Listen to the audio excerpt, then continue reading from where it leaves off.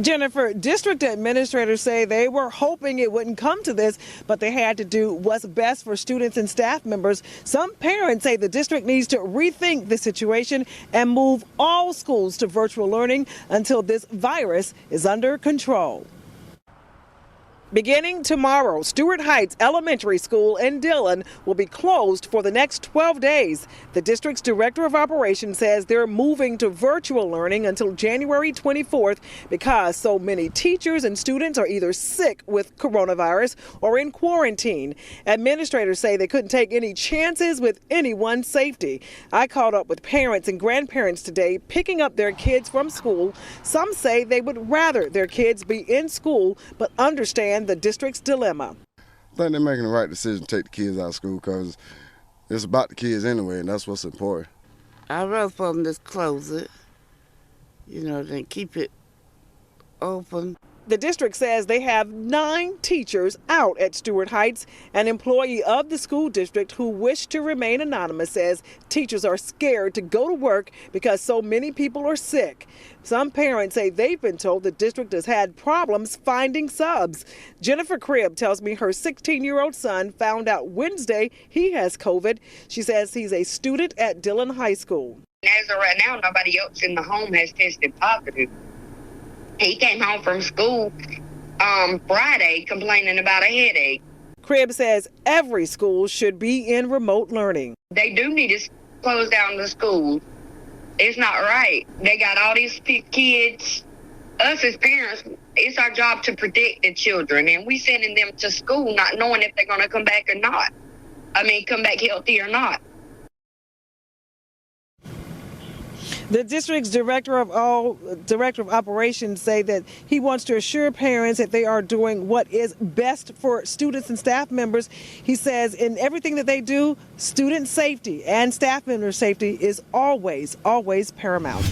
We are just months away from the consolidation of Districts 4 and 1. Since State Superintendent Molly Spearman's announcement of the consolidation last March, community members knew that Timminsville High School was going to close. This week, they learned that Johnson Middle School will also be closing. Mary Tumblin has 2 children in Florence 4 and says her main concern is how these students will be getting to and from school. It's going to be kind of hard because we're going to have to drive from Florence to Timminsville, from Timminsville to Florence, getting the school kids on time, and it's going to be kind of rough.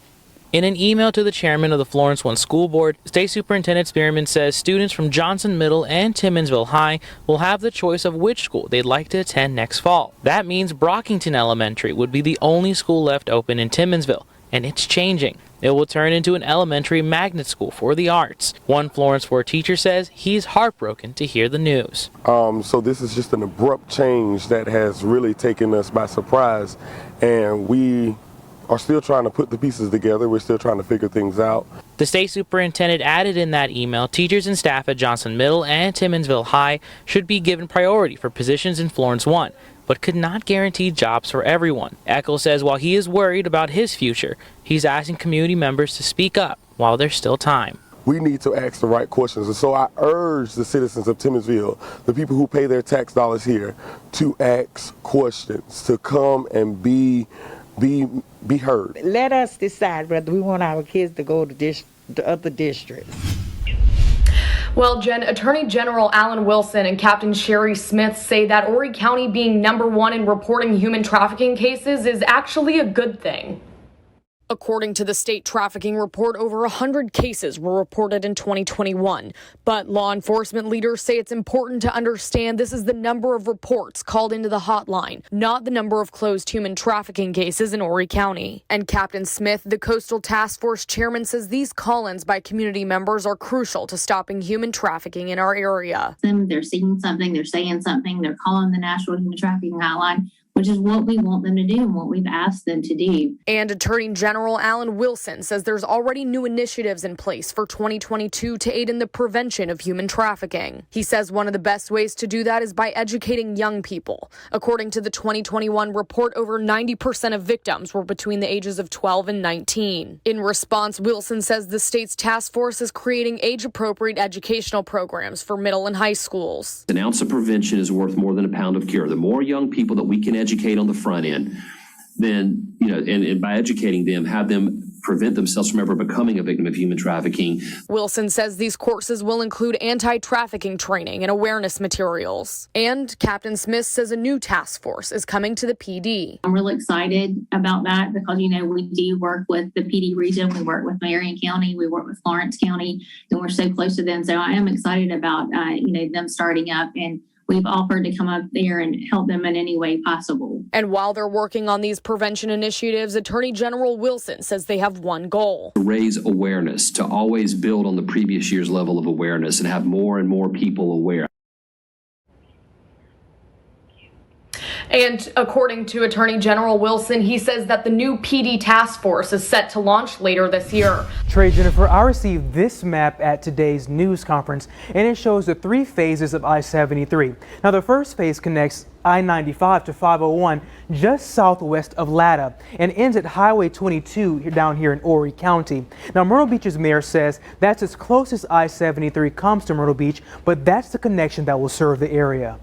It's a story about connection, 1 decade in the making. There is no project that does more for public safety and economic development than Interstate 73. I-73, once completed, the $1.6 billion project is supposed to connect the Myrtle Beach area to Michigan. Leaders hope it will bolster tourism and create new jobs. It's going to require local, state, and federal partnership.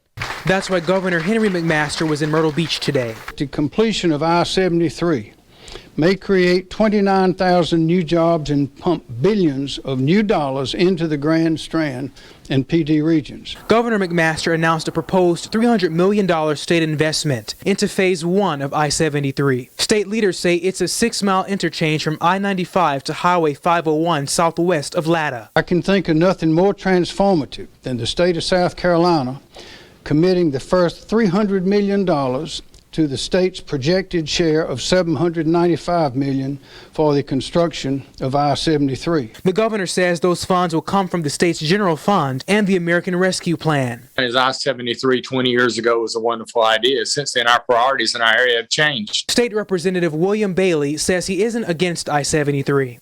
He's just not a fan of the project's timing and thinks those hundreds of millions of dollars could be used differently. We're in the middle of a pandemic. We have businesses closing. And he's not the only one who's thinking that way. So does former Myrtle Beach Mayor Mark McBride, who brought pigs symbolic of what he calls the public trough. The first thing is crime, and the second thing is existing roads that already exist. Those need to be fixed first before we dump more people onto the roads in Horry County. I asked the governor about those concerns. This money could go toward COVID response, or this money could go toward even improving infrastructure here. What's your response to that concern?